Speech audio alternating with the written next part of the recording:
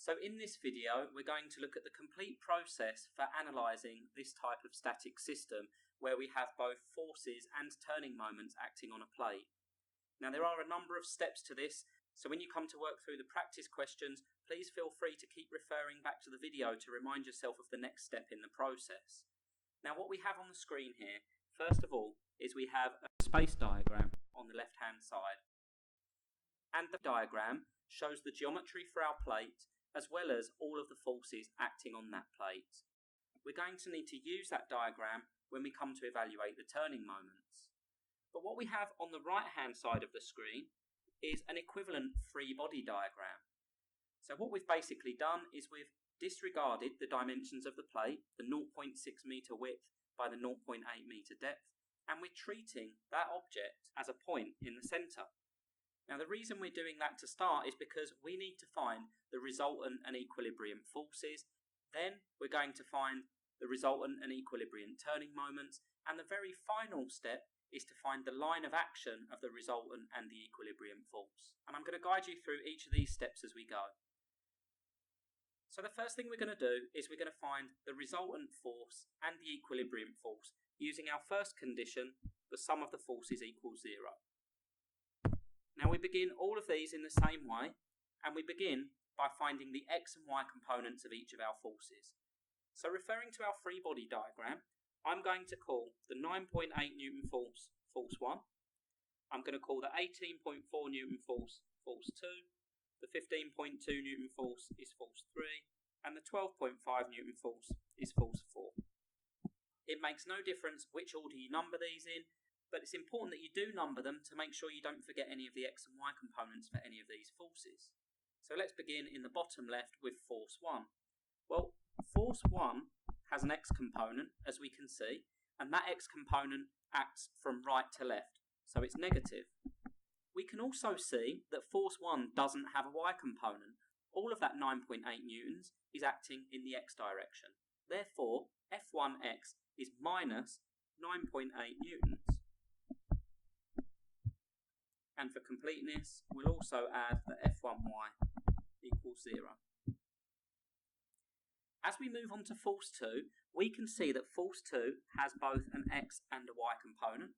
So if we label our triangle, the longest side is the hypotenuse, the side opposite the angle is the opposite, and the remaining side of that triangle is the adjacent.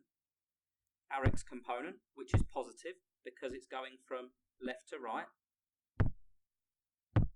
is the adjacent on that triangle. F2x is the adjacent. Well, adjacent is hypotenuse cos theta. The hypotenuse of force 2 is 18.4. Cos of the angle, which is 75 degrees. And that gives us an x component of 4.76 newtons. And we've already mentioned that that's positive. Next we have F2y.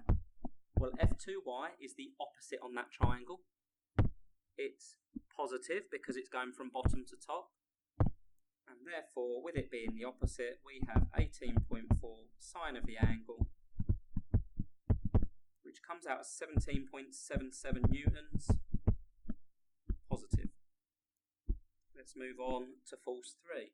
Well, force 3 doesn't have an x component because it's acting in the y direction. So F3x is just 0. And F3y is going to be 15.2 newtons, positive because it's acting from bottom to top. And finally we can look at force 4. So force 4 has an x component. The x component of force 4 is going to be the adjacent because we have hypotenuse, longest side, opposite the angle, and the adjacent is the remaining side. We can see by referring to our triangle that the x component is negative because it goes right to left, but we can also see that the y component is negative. So F4x equals hypotenuse 12.5 cos theta,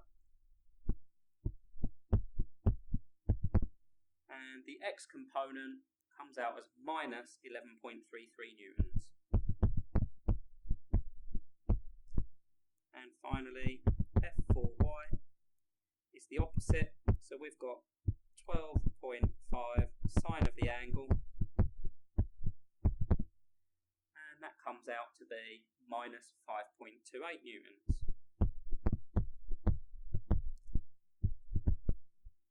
So we have all of our x and y components of those forces. So now I'm going to remove the free body diagram from the page because we've got all of the information we need from that. So now I can find the x and y components of our resultant force. So I'm going to begin with the x component of the resultant force, and the way I determine the x component of the resultant force is by adding all of the x components of our four forces together. So we've got F1x plus F2x plus F3x plus F4x. So we have minus 9.8 for F1x plus 4.76 for F2x.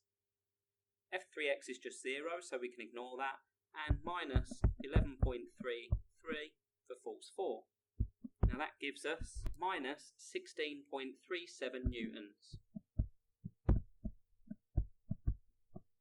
And the minus is important. Next we're going to find out the y component.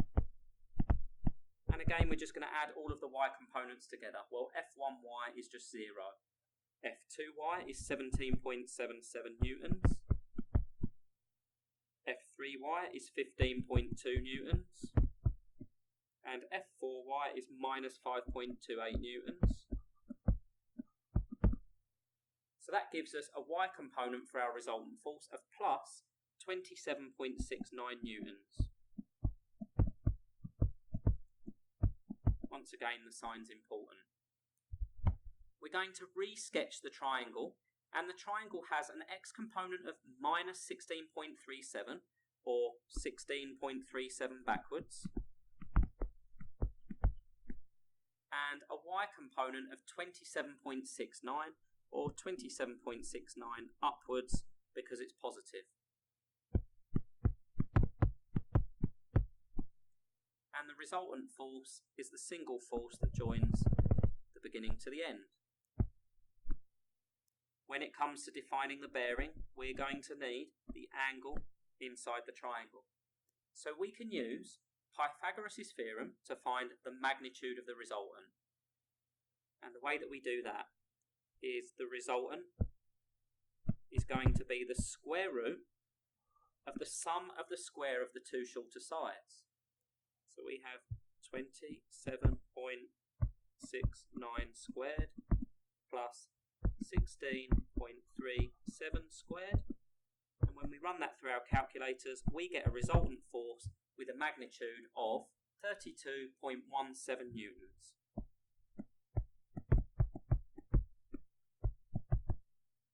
To find the angle inside the triangle, which we can call phi, first we need to label our triangle. Well, our triangle has a hypotenuse, which is the longest side. It has an opposite, which is opposite the angle, and it has an adjacent, which is the remaining shorter side. And our angle phi is going to be tan to the minus 1, opposite over adjacent. The opposite is 27.69. The adjacent is 16.37. Giving us an angle phi of 59.4 degrees. But that isn't actually the bearing of our resultant, because the bearing is this angle here on the diagram, which we'll call theta, and hopefully you can see that theta is just 180 minus phi. Therefore, theta is 180 minus the 59.4, which is 120.6 degrees. We'll complete our summary lines for this at the end, but for now, please make a note. The resultant is 32.17 newtons on a bearing of 120.6 degrees. It's worth noting that down because I'm going to need to clear some space on the page, but we'll reuse those values later on. So I'm going to remove all of the information for the calculation of the magnitude of the resultant force and all of the information for the calculation of the bearing of the resultant force. And then we can look at our second condition, which is the turning moments.